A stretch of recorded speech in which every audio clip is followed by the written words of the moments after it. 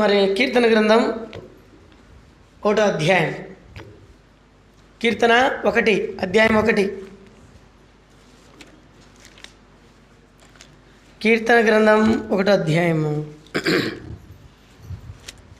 కీర్తన 1వ అధ్యాయము మొదటి నుండి చివరి వరకు. కీర్తన 1వ అధ్యాయము మొదటి నుండి.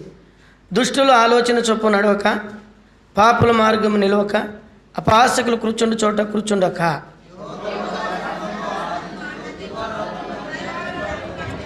అతడు నీటి కాలమున ఎవరన్నా నాటబడినది ఆకు వాడక తన కాలమందు ఫలమిచ్చు చెట్టు వలె ఉండును.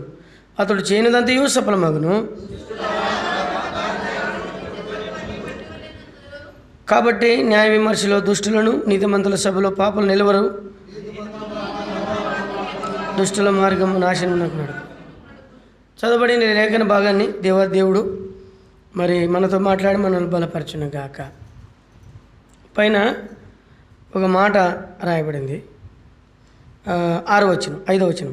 కాబట్టి న్యాయ విమర్శలో దుష్టులను, నీతిమంతుల సభలో పాపలు నిలవరు. తర్వాత నీతిమంతుల మార్గం యెహోవాకు తెలియను, దుష్టుల మార్గం నాశనమునకు నడు.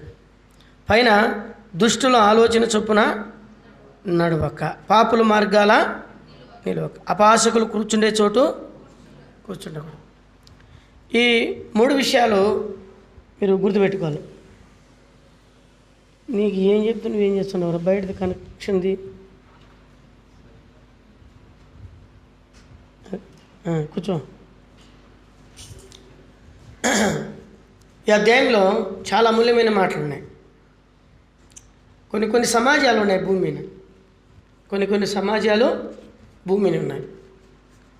మొట్టమొదటిగా ఏ సమాజం ఉంది అని అంటే ఇక్కడ కనబడేది చెడ్డ సమాజం. ఏ సమాజం ఉంది?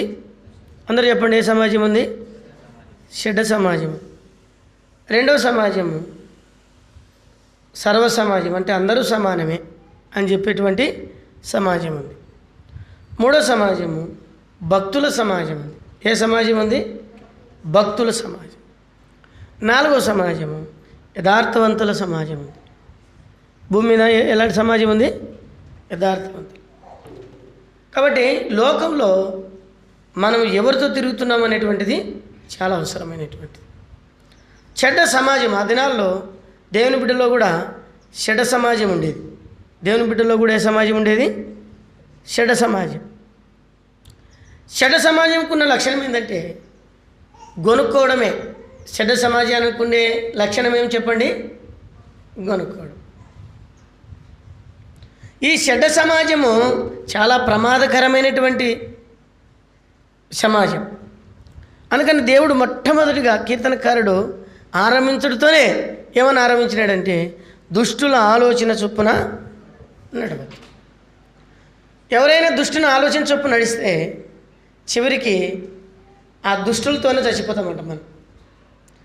మనం అందుకని చెప్తారు కదా, 300 పాములు పట్టినాడంట, చివరికి పాము కాటుతోనే చచ్చిపోయినాడంట. 300 పాములు 300 కాదు, లక్షల పాములు పట్టినాడంట, కానీ చివరికి ఎట్లా మరణం వచ్చింది ఆయనకి? పాము కాటుతోనే చచ్చిపోయినాడు. అట్లుంటుంది. అందుకని మనము చాలా జాగ్రత్తగా మనం ఉండాలి. ఎట్లుండాలా? చాలా జాగ్రత్తగా మనము ఉండాలి. చాలా జాగ్రత్తగా మనం లేకపోతే చాలా ప్రమాదం కూడా ఉంది. చాలా ప్రమాదం కూడా ఉంది. అందుకనే మనము నడిచేటువంటి ప్రజలు ఎలాంటి వారు అని ఆలోచన చేసి వాళ్ళతో సహవాసం చేసేదానికి ఇష్టపడాలి. కొంతమంది మనల్ని చెడగొడతారు, కొంతమంది మనల్ని బాగు చేస్తారు. కొంతమంది బాగు చేస్తారు, కొంతమంది బాగు చేసిన తర్వాత బాగు చేసిన వ్యక్తిని మర్చిపోతారు కదా. కొంతమంది మంచి మాట వింటే బాగుపడతారు, కొంతమంది మంచి మాట వినటం వల్ల కూడా చెడిపోయేటోళ్ళు ఉన్నారు. అర్థమైందా మీకు? అందుకనే మనం చాలా జాగ్రత్తగా ఉండాలి. ఇప్పుడు బైబిల్ గ్రంథంలో ఐతోపేలు అనేటువంటి ఒక వ్యక్తుడు, దుష్టుడైనటువంటి వ్యక్తుడు ఉన్నాడు. ఐతోపేలు తెలుసా? బైబిల్ గ్రంథంలో 2వ రాజుల గ్రంథంలో కదా ఎవరున్నారు? 16వ అధ్యాయంలో ఎవరున్నారు? ఐతోపేలు ఉన్నాడు. 14వ అధ్యాయంలో ఐతోపేలు. ఈ ఐతోపేలు అనేటువంటి వ్యక్తి ఎవరంటే ఎవరు? బెస్తెబా యొక్క ఉరియా యొక్క తాత. బెస్తెబాకు ఏమవుతాడు? తాతనే అవుతాడు. అయితే రాజు అనే దావీదు దగ్గర మంత్రి. దావీదు దగ్గర ఎవరంట? తన కుటుంబంలో దావీదు తప్పు చేసినాడని చెప్పి పగబెట్టుకొని సవాసం చేసినాడు. ఎప్పుడైతే కొడుకు ఒంటరిగా దొరికినాడో, కొడుకు తప్పు చేసినాడో, ఎవరు చంపినాడు? అమ్నోను చంపినాడు. అమ్నోను చంపిన తర్వాత యోవాబు ఏం చేసినాడు? తీసుకొని వచ్చి యెరూషలేములో పెట్టినాడు, హెబ్రోన్లో పెట్టినాడు. యెరూషలేములో తన దగ్గర పెట్టుకుంటే రాజును దర్శించడానికి పోకుండా ఆపినందుకు తన పొలాన్ని అంతా అడబెట్టినాడు. పొలాన్ని అంట పెడితే ఏందయ్యా నేను తెచ్చిపెట్టుకుని ఇంత పని చేసినావంటే, లేదు నువ్వు మా నాయన దగ్గర తీసుకుపోకపోతావంటే, అప్పుడు తండ్రి దగ్గర తీసుకుపోతే తండ్రి క్షమించి విడిచిపెడతాడు. అయినా నేను హెబ్రోన్లో ఉంటానంటే హెబ్రోన్లో ఉండిపో అన్నాడు. 12 ఏళ్ళు అక్కడ ఉన్నాడు. హెబ్రోన్లో ఉన్న తర్వాత చిన్నగా అహితోఫెలు అటుకి వెళ్ళాడు. వెళ్ళి తండ్రి మీద ఏం చేసినాడు? కుట్ర పన్ని, నువ్వు రాజ్యం విభజించు, నువ్వు రాజుగా, మీ నాయన తర్వాత నువ్వే కదా, నువ్వు ముందే రాజు కామని చెప్పి దావీదు కంటే ముందుగా రాజు చేయాలని యెరూషలేములో రాజు ఉంటే హెబ్రోన్లోకి తీసుకొచ్చి కొంతమంది సమాజాన్ని కుప్పేసుకున్నాడు. అహితోఫెలు అలాగున తండ్రికి దూరం చేసి తండ్రి యొక్క ఉపపత్నులు చెరిపించి నష్టపరిచి తండ్రికి విరోధంగా లేపాడు. చివరికి ఏమైనాడు? తన మాటలు చెల్లనందున ఇంటికి వెళ్ళి ఉరి పెట్టుకొని చచ్చిపోయినాడు. అందుకనే మనం సహవాసం చేసే మనుషులు తీయగానే ఉంటాయి. బైబిల్లో ఆయన ఎట్లా నమ్మినాడంటే తెలుసా? అహితోఫెలు చెప్పిన మాట దేవుడు చెప్పినట్టు అనిపించేదంట ఆయనకి. అందుకని కొంత బాగా సహవాసం చేసేటప్పుడు వాళ్ళ మాట దేవుని మాట కాదు కదా, ఆ దేవుని మాట కంటే ఇంకా ఎక్కువ కంటే తల్లిదండ్రుల కంటే గొప్పగా కనబడుతుంది, మనకి గొప్పగా కనబడుతుంది. అందుకనే అహితోఫెలు యొక్క దుష్టత్వం ఆ కుటుంబము, ఆ సహవాసము చాలా నాశనం చేసింది. ఈనాడు నీ సహవాసం ఎలాంటిది? అంతేకాదు, ఈ సహవాసకున్న చెడ్డ లక్షణం ఏంటంటే గొనుక్కోవడం. ఒక సమాజం ముందు చూడండి, బైబిల్ గ్రంథంలో రండి. సంఖ్యాకాండము 14వ అధ్యాయము 26, 27 చదవండి. సంఖ్యాకాండం చదవండి. సంఖ్యాకాండం. మరియు యెహోవా మోషే అహరోనులకు ఇలాగ సెలవిచ్చాను. చూడండి, ఏ సమాజం అంట? నాకు విరోధముగా సనుగుచుండు ఈ చెడ్డ సమాజం. చాలు. కాబట్టి ఈ సమాజం ఏ సమాజము? చెడ్డ సమాజం. ఎవరికి విరోధంగా ఉంది? దేవునికి విరోధంగా ఉంది. ఎవరి సమాజంలో ఉన్న పేర్లు మనకు తెలుసు. ఎవరు ఆ పేర్లు? ఎవరైనా చెప్తారా? కోరాహు, దాతాను, అభిరాములు. ఆయనతో కూడా ఉన్న వాళ్ళు ఎంతమంది? ఇక్కడ తినండి అమ్మా, అనమ్మా, ఇంటికి పోయినా ఇక్కడ అడుకుందులే, మనంతోనే అడుకుందు, వినండి ముందు. అందుకని సన్నపిల్లల తల్లి వినకుండా అని చెప్పేది. దేవుని ఇంట్లో భయం కలిగి ఉండండి. ప్రతిదానికి ఒక సమయం ఉంటుంది. కాబట్టి ఈ సమాజం ఎవరంటే కోరాహు, చెప్పండి, దాతాను, అభిరాము. వీళ్ళు చేసిన పని ఏమి? వీళ్ళు కూడా యాజకులే, వీళ్ళు కూడా లేవీలే. యాజకులు కాదు, లేవీలు. వీళ్ళకు బోధ తెలుసు, ప్రజలు నడిపించేది తెలుసు, అన్నీ తెలుసు, కానీ లోబడేది తెలియదు. ఏం తెలియదు? లోబడేది తెలియదు. ఎవరి మీద లోబడలే? చెప్పండి, ఎవరి మీద లోబడలే? దేవునికి లోబడలే, దేవుని భక్తులకి లోబడలే. కోరాహు, దాతాను, అభిరాములు లోబడని జనం 16వ అధ్యాయంలో ఉన్నారు. మరి ఇక్కడ చూస్తే ఇక్కడ ఇంకొక గుంపు ఇది. ఈ గుంపు ఏంటంటే దేవుడు కానానికి వెళ్ళి అక్కడున్న దేశంలో ఉన్న ప్రజలందరినీ చూసి రండి అని చెప్పినాడు. ఏమన్నాడు? చూసి రండి. అక్కడ పోతే కట్టని ఇండ్లు అంట, కట్టని ఇండ్లు, పెద్ద పెద్ద ఇండ్లు చూసినారు. తర్వాత నాటని ద్రాక్ష చెట్లు కదా, అన్నీ పశువులు, పాలు, పెరుగు, తేనె సమృద్ధి అయినటువంటి దేశం. ఒక్క ద్రాక్ష గెల 500 కేజీలు బరువు కలిగినవి. ఇవన్నీ చూసి వచ్చినారు. వీళ్ళలో 12 మందిలో కాలేబు, యెహోషువలు కూడా వెళ్ళారు. వెళ్ళొచ్చిన తర్వాత వీళ్ళకున్న లక్షణం ఏంటంటే చూడండి, ఏం లక్షణం అంటే గొనిగినారు, వచ్చి సనిగినారు, చెప్పి భయపట్టినారు, చెడ్డ సమాచారం చెప్పినారంట. చూడండి ఆ మాట మీకు చూపిస్తాను. 13వ అధ్యాయము 31వ వచనం చూడండి. 13వ అధ్యాయం సంఖ్యాకాండం 13వ అధ్యాయం. అయితే అతనితో కూడా పోయిన ఆ మనుషులు, ఆ జనులు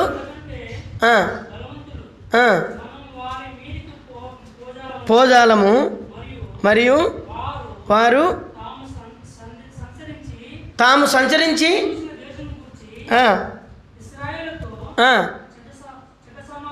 ఏం చెప్పినారంటే వీళ్ళు పని చెడ్డ సమాచారం చెప్తారు.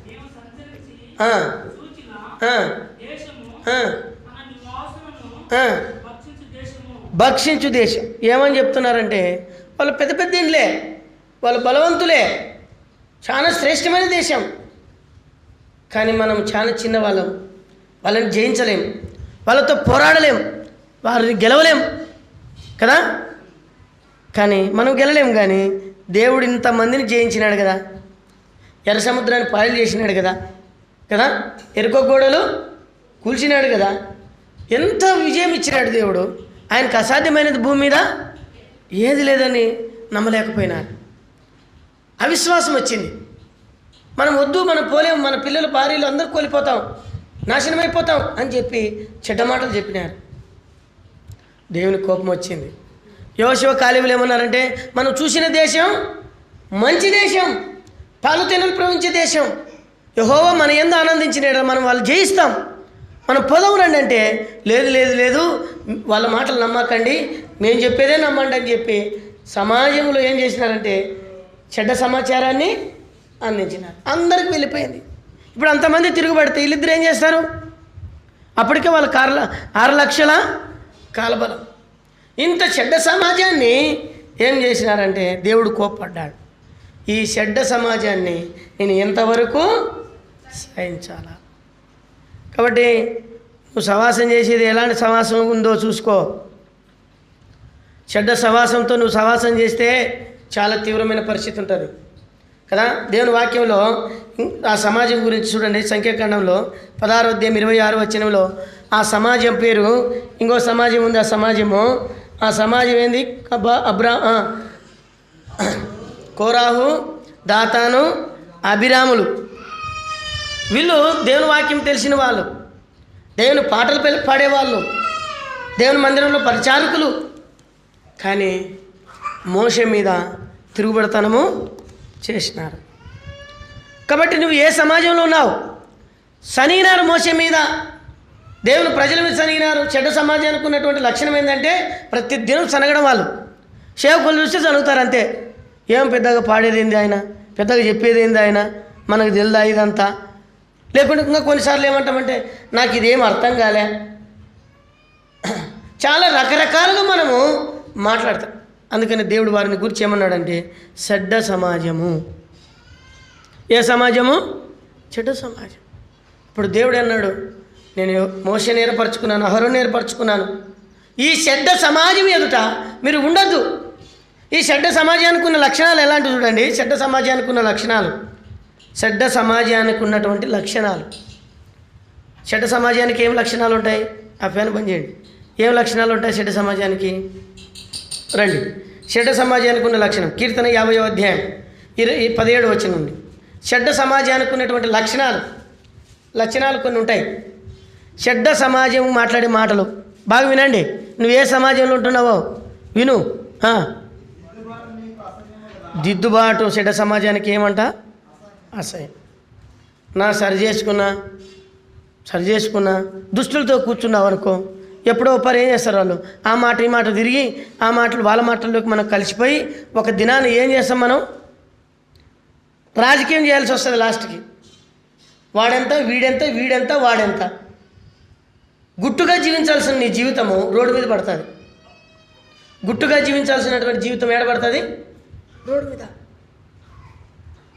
సాతానుడు నిన్ను నమ్మించి రేపి నీకు నష్టాన్ని కలుగు చేస్తాడు. చూడు మరి అక్కడ అదే మాట రాయబడింది కదా. ఏమని రాయబడింది? నీకు దిద్దుబాటు ఏమైంది? అసహ్యమైంది. సరి చేసుకునే గుణం. ఎప్పుడైతే నువ్వు అసహించుకుంటావో, నువ్వు బాధపడతావో, అక్కడి నుండి నీ పతనం ప్రారంభమవుతుంది. గుర్తుపెట్టుకో. నాకు ఎవరు చెప్పకూడదు, పోయిన సేవకుడు ఎంత మంచివాడు తెలుసా, మాకు సీఎలు ఉండి పెడతాండే, ఈయన పప్పు నీళ్ళు పోతున్నాడు కదా. ఎప్పుడైతే నీ జీవితంలో దిద్దుబాటు అనేటువంటిది నువ్వు అసహించుకోవడం ప్రారంభించినావో, నీవు ఇంకా లోపలికి వెళ్ళిపోతావు. నీ జీవితం ముందుకు రా, నువ్వు ఆత్మీయంగా కట్టవలేవు. అక్కడ రాయబడిన మాటలు అవే చదవండి. నా మాటను ఏం చేసినావు? నువ్వు వెనక దూషించినావు. మనం ఏమనుకుంటాం? సేవకుని మాటలే అనుకుంటాం. దేవుడు ఏమంటాడు? నా మాటను వెనక తోసేసినావు కదా. ఎవరు పరిశుద్ధులు కాదు భూమి మీద ఎవరైనా పరిశుద్ధులు ఉన్నారా? ఎవరు లేరు. దేవుని వాక్యం అంటే చెప్తుంది, నీతిమంతుడు లేడు, ఒక్కరు లేడు. నీతిమంతులు ఎవరు లేరు. నీతిమంతులు లేరని మనం పాపం చేయాలని కాదు. ఇక్కడ రాయబడిన మాట ఏంటంటే, దిద్దుబాటు నీకు అసహ్యమే కదా. ఆ తర్వాత నా మాటను వెనక దోసేసినావు. దొంగను చూసినప్పుడు నువ్వేం చేసినావు? వాంతో ఏకమించినావు. ఏకమించడం అంటే ఏంది? వాంతో కలిసి నడిచినావు, వాంతో కలిసి తిన్నావు, వాంతో కలిసి పడుకున్నావు, వాంతో కలిసి సహవాసం చేసినావు. భయ్య. కాబట్టి దొంగను చూసినప్పుడు నీ సహవాసం ఎట్లుంది? ఏముంది కదా. వాళ్ళు ఏ మాటలు చెప్తారు? వాళ్ళు చెప్పే మాటలు ఏం మాటలు? తీయగుంటాయి వాళ్ళ మాటలు. ఎట్లుంటాయి దొంగ మాటలు? తీయగుంటాయి. మామూలు సహవాసం చేస్తారు అనుకోండి, ఏం చేస్తారు? పొద్దున ఏదైనా భార్య భర్తల మధ్యలో సమస్య వచ్చింది, వాళ్ళ విషయాలు మనకు అనవసరమైంది. కానీ నేనేం చెప్పాలి దాని గురించి మాట్లాడకూడదు. నేను ఏం మాట్లాడాలి? దేవుని గురించి మాట్లాడాలి. లేదంటే ప్రార్థన చేద్దాంలే అని చెప్పాలి. కానీ నేనేమనాలి? అప్పుడు నేనేమనాలా? పాపం చూడరా, నువ్వు ఎంత కష్టపడుతుంటే కూడా అక్క ఎంచుకోకుంది అనాలా. అప్పుడు ఏమవుతుంది?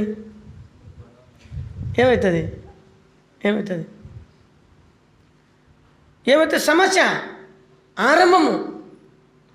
వీడు దొంగ అనుకోవాలా? గుర్తుపెట్టుకో ఎప్పుడన్నా కానీ, వీడు దొంగ. మనకి అట్లా అనిపిస్తుందే. అబ్బా అన్న నికోదేమో ఎంత మంచి మాట చెప్పినాడు చూడు. నా కష్టం నువ్వు గుర్తించినావున్నా, నా కష్టం నువ్వు గుర్తించినావు, ఇది గుర్తించలేకపోయింది. పొద్దున పోతున్నానన్నా, సాయంత్రం వస్తుందా, అసలు నన్ను లెక్కే చేయదన్నా కదా. నన్ను లెక్కే చేయదన్నా. నిన్ను లెక్క చేసేది ఏముంది? పెద్ద పెద్ద హోదాలు ఉన్న వాళ్ళే లెక్క చేయడంలే. అటుంది కాలం. కాబట్టి నువ్వు దొంగను చూసినప్పుడు సహవాసం చేస్తున్నావు, మనతో కలిసిపోతున్నావు, మనతో తింటున్నావు, త్రాగుతున్నావు. భార్య భర్తల మధ్యలో సమస్యలు తీసుకొస్తున్నావు. నీకు నువ్వు సర్దుకోవడంలే, నీకు నువ్వు కట్టుకోవడంలే. అయితే వ్యభిచారం చూసినప్పుడు ఏం చేస్తున్నావంట? అక్కడ రాయబడింది, వ్యభిచారం చూసినప్పుడు సాంగత్యం. ఎందుకయ్యా నీకు వ్యభిచారంతో నీకేం పని కదా. వాడు వ్యభిచారస్తుడని తెలిసి కూడా మనతో ఏం చేస్తాం మనం? ఏమన్నంటే అట్లాంటివన్నా మార్చాల్సి ఉంది. నువ్వు మారేది చెప్పు. ఫస్ట్ నువ్వు మారేది చెప్పు. దేవుని సహవాసాన్ని పోగొట్టుకుని ఇంకా కొంతమంది నేను గమనిస్తుంటాను, వాళ్ళతో సహవాసం చేయి. నువ్వు ప్రార్థనలో ఉన్నప్పుడు ఫోన్ చేస్తారు వాళ్ళకి. నువ్వు ఇంట్లో ప్రార్థన చేసుకునేటప్పుడు ఫోన్ చేస్తారు నీకు. ఏడున్నావు? ఇంట్లో ఉండాలి. రా బయటికి రా. ఏం చెప్పు అంటే, పని ఉంది రబ్బారా, రోడ్లేకి రా. ఏమంటే వాడు ఇట్లా అంటారా, అది చెప్పనికే ఎట్లా చేద్దాం రా వాడిని. ఇంక మన పార్టీ ఇది లోకంలో ఉండేది.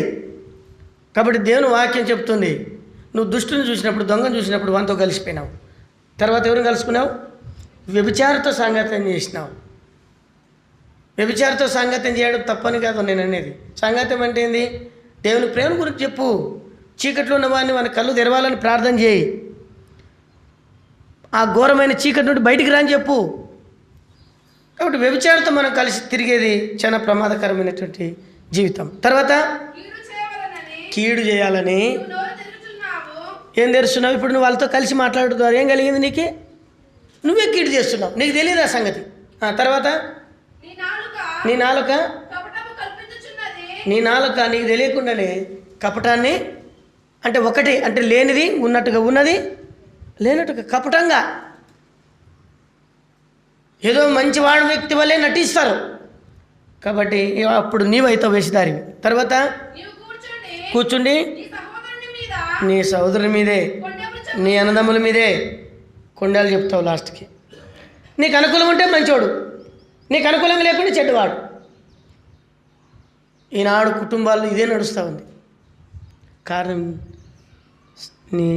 నీ సహవాసం ఎవరితో ఉందంటే చెడ్డ సమాజంతో. మన సహవాసము, మన యొక్క సహవాసం చెడ్డ సమాజం నుండి మనం విడుదల పొందాలా, చెడ్డ సమాజం నుండి బయటికి రావాలా. అది దేవుడు చెలవిస్తున్నాడు. అందుకనే ఈ చెడ్డ సమాజముని నేను ఇంతవరకు సహించనన్నాడు.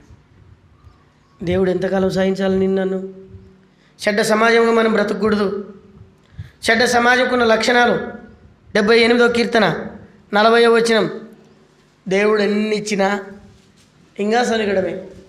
దేవుడు ఎన్ని ఇచ్చినా అరణ్యముల వారు ఎన్ని మాటలో అంట, ఎన్ని మాటలో తిరుగుపడతామంట. దేవుడు అంటే మనం అడిగినప్పుడల్లా ఇస్తుండాలి, అంతే కదా. దేవుడు అంటే మనం అడిగినప్పుడంతా ఏం చేస్తుండాలా? ఏం చేయాలమ్మా? దేవుడు అంటే ఏం చేయాలి? అడిగినప్పుడంతా వీళ్ళంతా చెప్తుంటుంది, నువ్వు చేయి ప్రార్థన, నువ్వు చేయి ప్రార్థన. ఏమో మీరు చేసినే ప్రార్థననా? ప్రార్థనలు ఏకూపిస్తే చాలు, అది గొప్ప సంగతి. ఆమెనంటే చాలు. ఇంకా కొంతమంది ఎప్పుడు ఇవే చేస్తున్నాయమ్మా ప్రార్థన, నేను చేస్తామంతలకల్లా అందుకుండ్రి. రకరకాలుగా మనకు ఆలోచనలు, తలంపులు, మన పద్ధతులు, ఆచారాలు, అలవాట్లు, మన మాటలు చాలా తీవ్రంగా ఉంటాయి.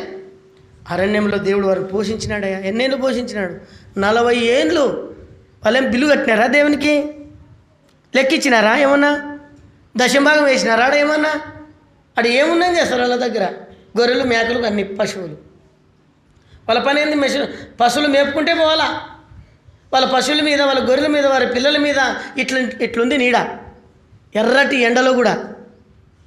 ఇప్పుడు ఎంత చల్లగా ఉన్నాం కదా, ఇట్లాంటి చల్లగా ఉంది వాళ్ళకి. వాళ్ళ నెత్తి మీద నూనె ఆరిపోలే. ఎన్ని ఏండ్లు? 40 ఏండ్ల నుండి ఎన్ని డబ్బాలు కొనింటావు నువ్వు? ఇప్పుడు వేసుకుంటే సాయంత్రానికి జిడ్డు అవుతుంది కదా. అలాగే దేవుడు వాళ్ళని పోషించాడు, అలాగే వారిని భద్రపరిచాడు, అలాగే వారికి సహాయం చేసినాడు. అంత దిన్నే కూడా చివరికి దేవుని మీద ఏం చేసినారంట? కొనుక్కున్నారు. ఇది మానవ జీవితం, చెడ్డ సమాజానికి ఉన్నటువంటి జీవితం, చెడ్డ ఆలోచనకు ఉన్నటువంటి జీవితం. కాబట్టి దేవుని బిడ్డలారా, యేసు ప్రభు కాలంలో కూడా ఉన్నారు ఇట్లాంటి వాళ్ళు. చూడండి, లూకాసు వార్త 15వ అధ్యాయం.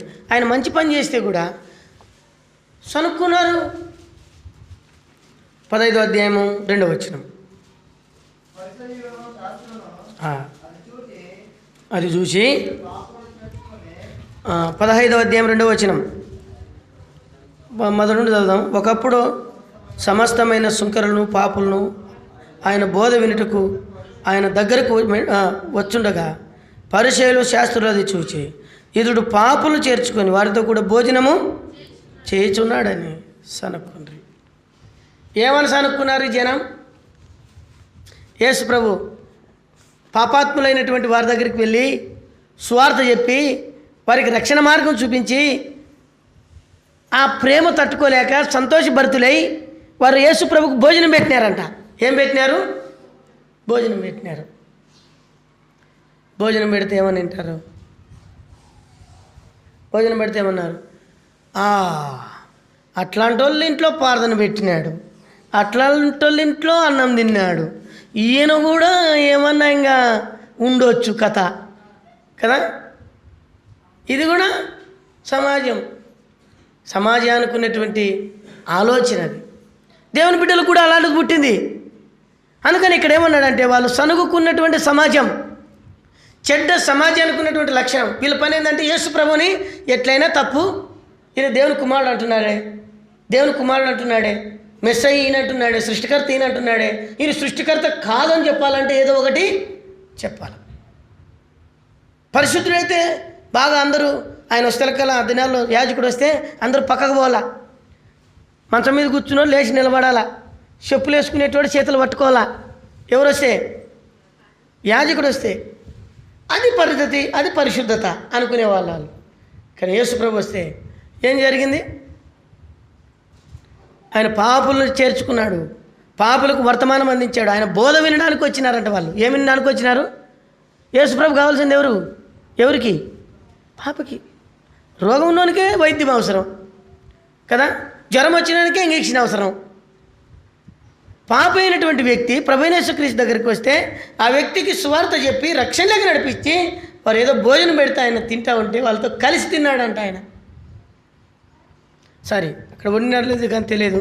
ఆయన వాళ్ళతో కలిసి కూర్చొని తిన్నాడు. ఎవరైనా కూర్చొని తింటారా? సేవకులు కొంతమంది నీళ్ళు బాటలు కూడా ఇంటికన్నా ఉంటే మోసుకొస్తారు. ఏమో దాంట్లోనే ఏమన్నా ఉంటుందేమో, ఏమన్నా దాంట్లోకి అమృతం పోసింటారేమో నీళ్ళ బాటలకి కదా. ఇంటికన్నా కూడా సేవకులు అక్కడ నుండి సేవకులు రాగానే ఫిల్టర్ వాటర్ తెప్పో. ఇంకొక ఆయన వచ్చినాడు, నేను వరంగల్ ఉన్నప్పుడు, ఆయన స్నానం చేసేది కూడా ఫిల్టర్ వాటర్తోనేనంట. నేను చెప్పినాను, లేదన్నా ఓ పరి నేను పెట్రోల్తో స్నానం చేసింటి అని చెప్తే నగినాడు ఆయన. ఎందుకు నగినాడంటే, లేదన్నా నిజంగా చెప్తున్నాను నేను. ఆయన కొంచెం దయం ఏమన్నాడట. ఎందుకు చెప్పినానంటే పెట్రోల్తో పోసుకుని ఉంటే అంటబెట్టింటే బాగుండేది నిన్ను అని. అర్థమైందా? అట్లాంటి వాళ్ళు కూడా ఉన్నారు. కొంతమంది ఏదైనా టీయో ఏదైనా ఇస్తే తాగరు. ఏమో వీళ్ళింట్లో బంగారు తింటారేమో, వీళ్ళింట్లో ఏమైనా బంగారు కానీ తింటారేమో. ఉద్యోగాలు ఉన్న వాళ్ళు చూడాలి. కొంతమంది చాలా వాళ్ళ బిల్డపే పెద్దగా ఉంటుంది. మేమంటే ఒకవేళ షుగర్లు, ఆ రోగాలు, ఈ రోగాలు ఉంటాయి, అన్నీ తాగితే చచ్చిపోతామని వద్దులేని చెప్తాం. ఒకతాను తాగితే చాలే అనుకుంటాం. కాబట్టి చాలా చోట్ల ఇలాగ జరుగుతూ ఉంది.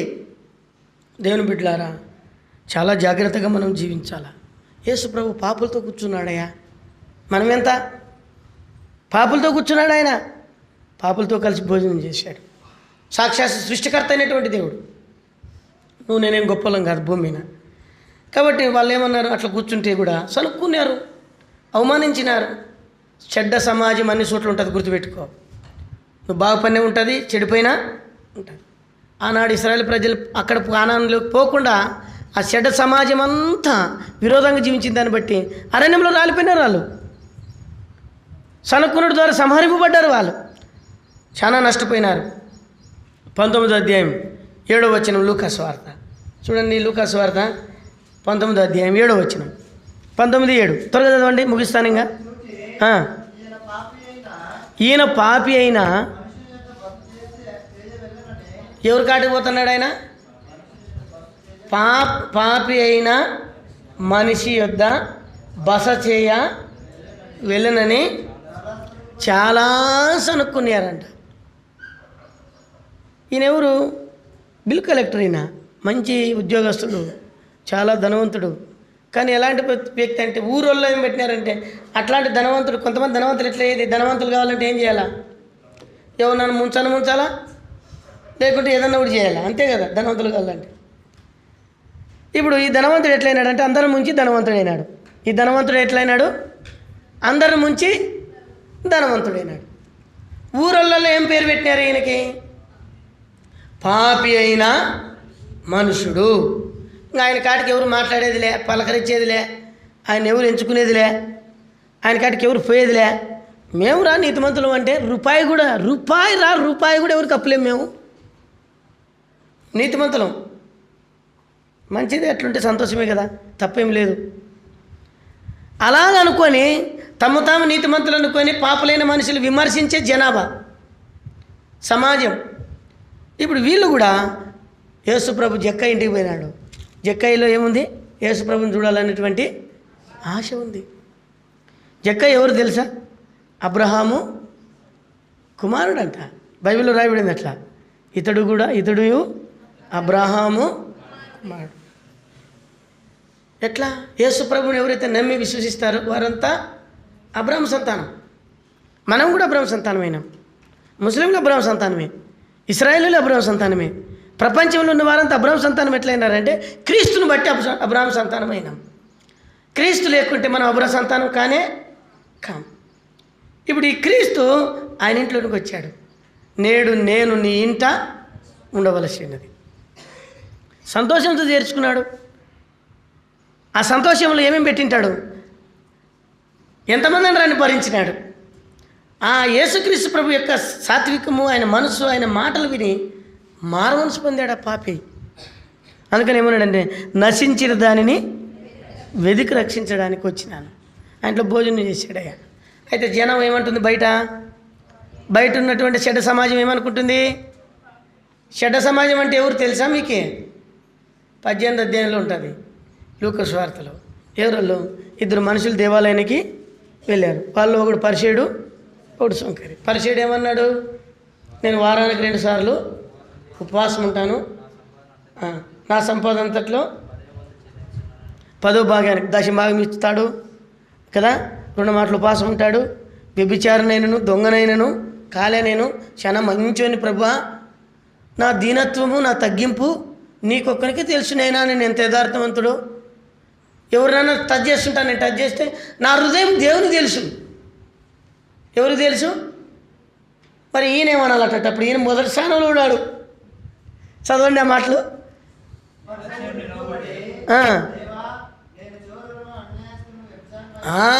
నేను చాలా మంచోని అన్న, నేను అప్పుడు బైబిల్ ఏం చదువుతాను అంటే అట్లా చదువుతాను నేను. ఇప్పుడు ఎందుకు కట్టయినావంటే ఏం చేస్తావన్నా?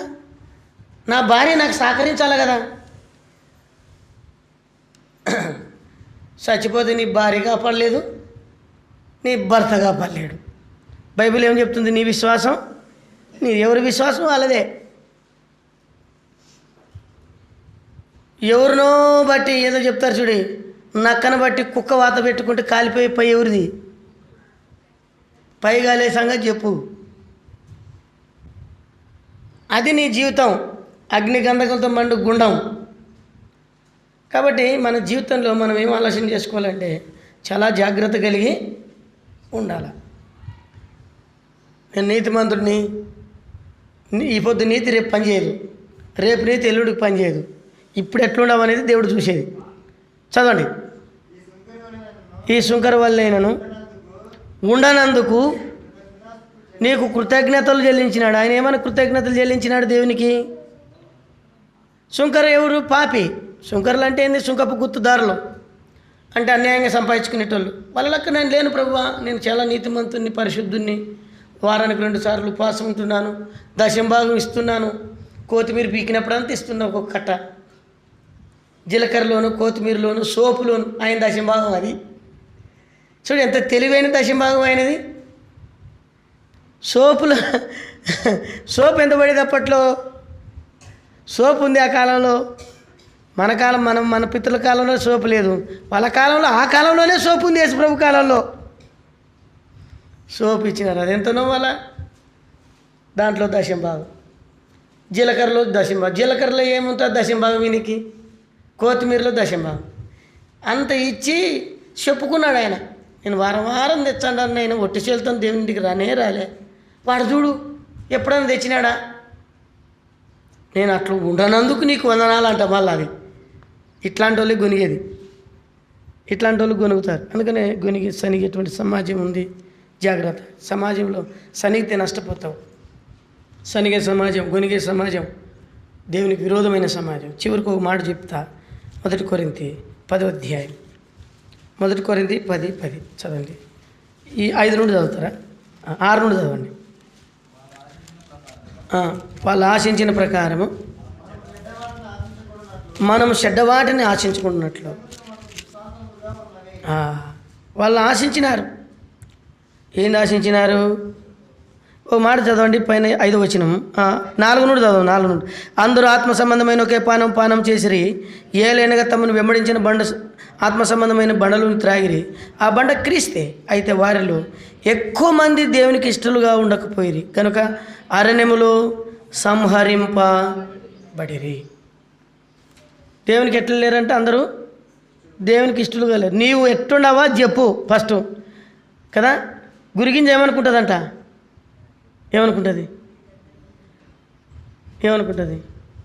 నేను ఎంత నున్నగున్నాను, ఎంత ఎర్రగున్నాను, నేను నాలక్కడ ఈ గింజలే లేవని అన్ని గింజల కంటే ఎక్కువగా హెచ్చించుకుందంట. ఇప్పుడు ఈ గింజల మా దగ్గరుండి మచ్చలకు గ్యారంటీ ఖచ్చితమేనైనా కదా, నాకు ఇన్ని మచ్చలు ఉన్నాయి, కానీ నువ్వు గింజవే కానీ నీ కింద మచ్చ ఉంది చూడు, అది కనుక్కోలేదే అనిందంట. గురి గింజలు అక్కడ జీవించకూడదు. ఆత్మీయంగా అర్థం చేసుకోండి ఇది. బైబిల్ చదువుకున్నా భార్య భర్తలు ఇదే పంచాయతీలు ఉంటాయి కొన్ని ఇంట్లో. భర్త బైబిల్ చదువుకున్నావంటే నువ్వు చదువుకొని పద్దని లేచినాను తండ్రి, నీకు చేయాలా, నీ పిల్లలకు చేయాలా, నీకు నీళ్ళు పెట్టాలా, నీకు పెరుగు పెట్టాలా, చదువుకుంటా పో. అందరూ పోయినాక్కడ చదువుకుంటా, అంత పోయినాక్కడ మామగారు సీరియల్ చూసేది. ఇంకా మామగారు సీరియల్ చూసేసరికల్లా పిల్లలు ఇంటికి వస్తారు. కొత్త దీపం వచ్చింది చూడు, ఆయన అసలు టీవీ చూస్తాడు. అయితే అలాగన కాలం ఏమైపోతుంది, వెళ్ళిపోతుంది. సరే, ఇప్పుడు భర్త చదువుకున్నాడు అనుకున్నా, నువ్వు చదువుకున్నావా అని, నా సుఖం నీకేమి, ఎందుకంటే నేను పురుషుడు కదా.